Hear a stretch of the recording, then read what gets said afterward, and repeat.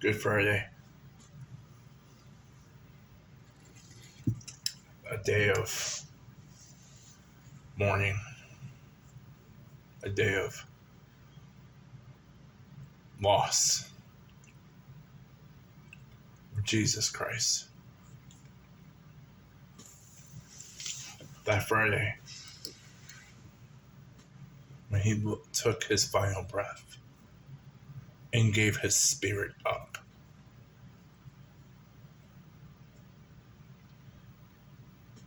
But time before that, the amount of suffering and the amount of anguish he put himself through willingly for us. I can't even come to grasp on what he did on the cross for us. The mockery, the shame, the pain he was going through.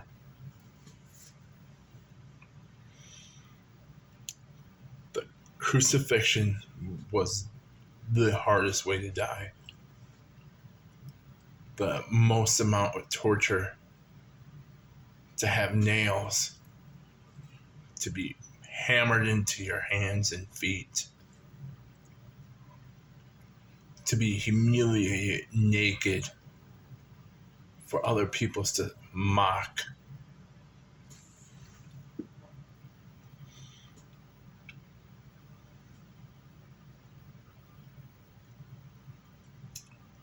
Is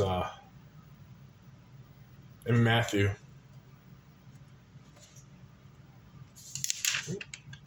chapter 27, verse 12, the crucifixion.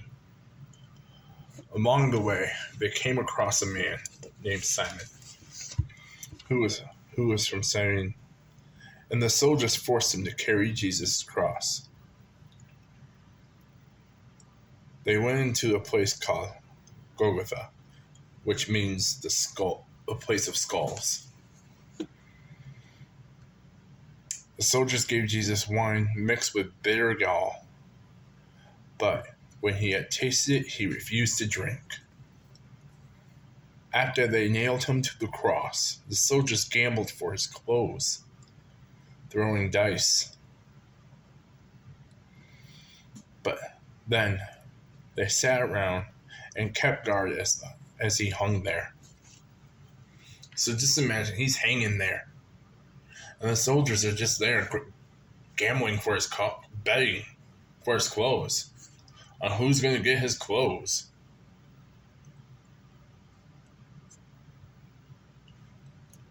Then they just sit around. Then a sign was fastened around above Jesus' head, announcing the charge amongst them. It read, "This is Jesus, the King of Jews." 2 revolutionaries were crucified with him, one on the right and one on the left. The people passing by shouted abuse, shaking their hands into mockery. "Look at you now," they yelled at him. "You said you were going to destroy the temple and rebuild it in 3 days. Well then, if you are the Son of God, save yourself. Come down from the cross." The leading priests, the teachers of religious law, and the elders who mocked Jesus. "He saved others," they scoffed, "but he came to save himself. So he is the King of Israel. Is he? Tell him to come down from the cross right now, and we'll believe in him." He trusted God, so let God rescue him now. If he wants him, for he said, "I am the Son of God." Even the revolutionaries who were crucified with him ridiculed him in the same way. It's just interesting to see how the man that healed, the man that promoted unity, went against the Pharisee law, and he was destroyed for no reason. He was mocked, humiliated for no reason. They whipped him 39 times. So the blood that he was losing made him thirsty because of the fluids. He went through all that pain. And to have the full cup of wrath of God to be poured on top of him. The full cup. He took on all of our sins. Not just mine or yours or the next person.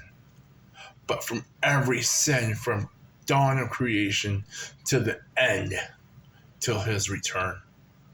He took on every sin and made it his own and became sin from a sinless man.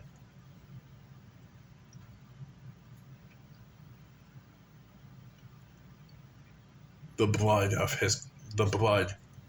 now covers our sins.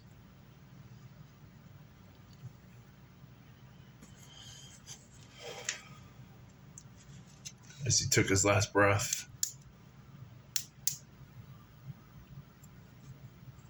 can you imagine being his mom, Mary, losing her only son? I would never want, I couldn't even imagine that, and I would never could fathom that thought of losing your only kid, to lose your son.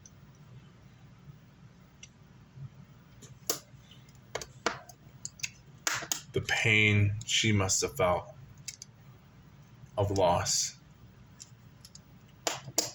But in that moment, what I find amazing is even in that moment of everything he was going through, from the people making fun of him, for the people people spitting at him, mocking him, the pain he was going through, from the beatings,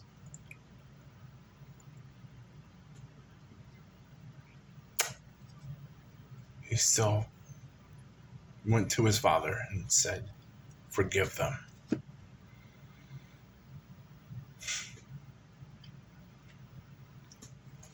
When's the last time you forgave someone for hurting you? When's the last time you were able to show that kind of compassion?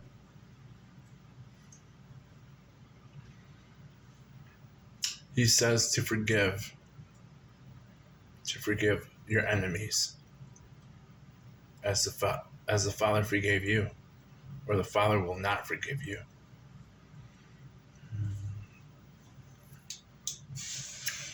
He also says, if you have hate in your heart, you've already committed murder. Forgiveness. I'm not saying reconciliations or have to be that relationship needs to be reconciled, but to forgive is to release. To be able to move on without that tarnish in your heart.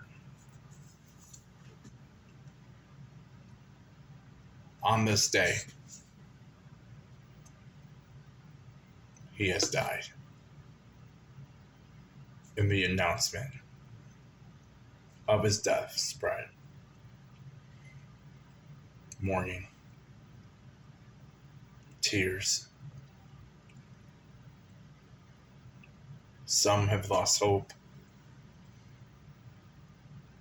I imagine most lost hope.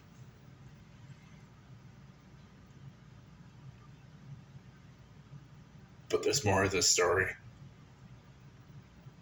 there's a glorious end. And on Easter Sunday, we'll find out. God bless.